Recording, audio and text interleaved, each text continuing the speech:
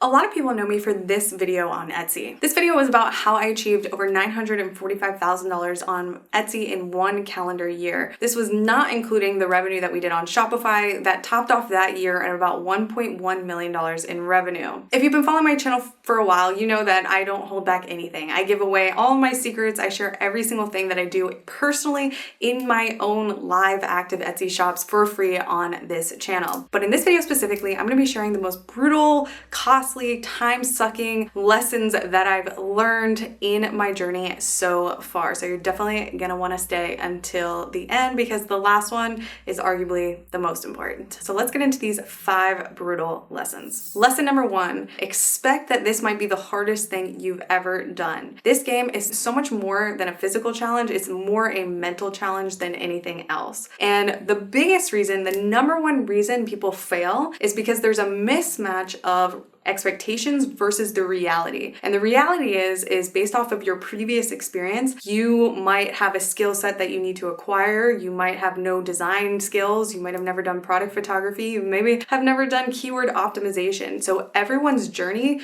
to success is very, very different. And it's when you assume that the journey is going to be easy that you prematurely quit. And it's almost like playing stocks in a way. You only lose when you pull out. It's the same thing in business because the reality is any business venture, any business idea that you have most likely can be $1 million business, but the second you quit, that's when the failure sinks in. But when you go into it expecting that it might very well be the hardest thing you've ever done, that's what makes you prevail and makes you get through the hard times, because in business, there's always hard times. People saw my video and, oh my gosh, you just did that in 3 seconds. But people don't see the 2 years of entrepreneurial failures that came before that year. Sometimes I slept on my grandma's couch. Well, actually, she bought me a cot that I could fold up and she gave me her spare bedroom to be my office. And if I wasn't sleeping on her couch, then I slept on this cot that I could fold up and move to the side. And then I used that spare bedroom to start my Etsy business in. And that is all documented. And there's even videos in this channel of me shooting videos inside that office if you go really back into my videos. But the moral of the story is it didn't happen overnight. I had so many skills that I had to acquire to see that success in the first place. And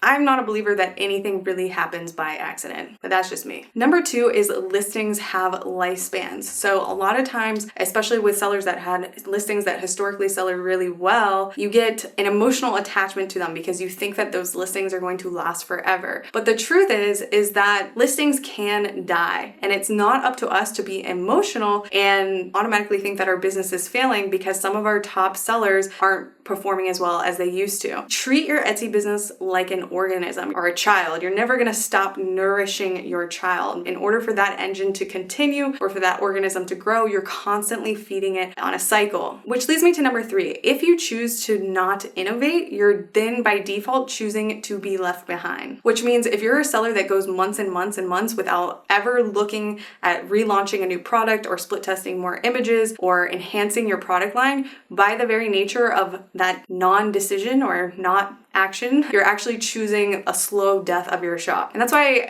I really don't like when people look at e-commerce as passive, because while yes, you can make sales while you're sleeping and not physically doing something, your business, no matter what you're doing, there really truly is no passive business, because if you're not working on your business and innovating, consistently over long periods of time, your business is going to die eventually. Some are going to have longer lifespans than others, but for the most part, not innovating is your business will see a slow trajectory downward until it eventually dies. Which leads me to number 4, which is systems. A part of having a bad relationship with your business is because you leave your days, your weeks, your months to randomness of reactionary actions to what's coming in. So 1 second you're doing customer service, the next second you're switching into product development, the next second you're doing competitor analysis, and you're you're working in reaction to things coming at you during your day. And this randomness without systems is also really hazardous for you as a business owner, and it also causes a lot of anxiety. Every task that you do in your workday either gives you energy or takes your energy. And the biggest thing working against you as a solopreneur is your time. And in the breakdowns of your weeks and months, making sure that you're time gapping, the tasks that give you energy, like your creative tasks, your design tasks, earlier in your day, and then your operational tasks or for your energy sucking tasks like customer service or maybe keyword research or anything that you don't like doing, fulfillment, you leave that post the creative work part of your day. The moral of the story here is that you really just don't want to leave your schedule to randomness, because when you do things at random, worked 14 hours and then you look back at your day and you're like, I just worked 14 hours, but what the freak did I get done in 14 hours? And I have a really good video on this that you can cue next that teaches you more in depth how to really isolate a singular goal that you want to focus on per your quarter, per your year, per your years to come, so that you have no question on where your time and energy should be going within a given hour, within a given day, within a given week, within a given month, etc. All right, let's go to the next one. Number 5 is revenue is a vanity metric. And I learned this very shortly after I posted that video, because after I posted that video, I posted another video talking about profit. And while one video got like 1 million views, my profit breakdown got no views, which tells me that a lot of people are failing in this avenue of their business, which is staying away from vanity metrics and focusing on metrics that actually matter. That is profit. You can make $1 million, but if you're only making a 1% profit margin percentage, then you're really not running a successful business. And so in that year, we ran a 36% profit margin percentage. And initially, we had no way of knowing that automatically. We had to do all the calculations ourselves. And so by the very nature, I developed a tool called Profitry, which is the first ever automated real-time profit tracking solution that helps you see your profit. Not only that, but we actually have an ads optimization feature coming out where it's going to make running your Etsy ads very black and white, which is another huge gray area where people really don't understand how to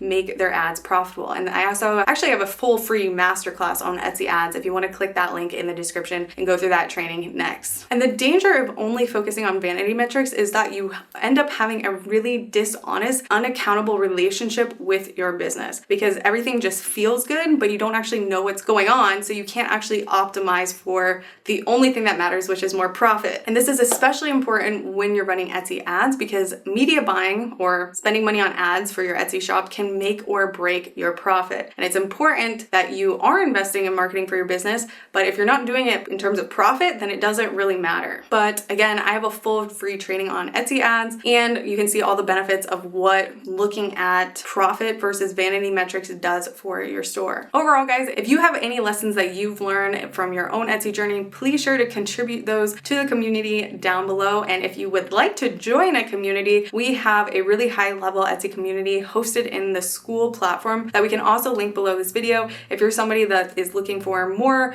group coaching setting and connecting with other Etsy sellers, be sure to join our all-in Etsy master community. All right, guys, I will see you in the next video.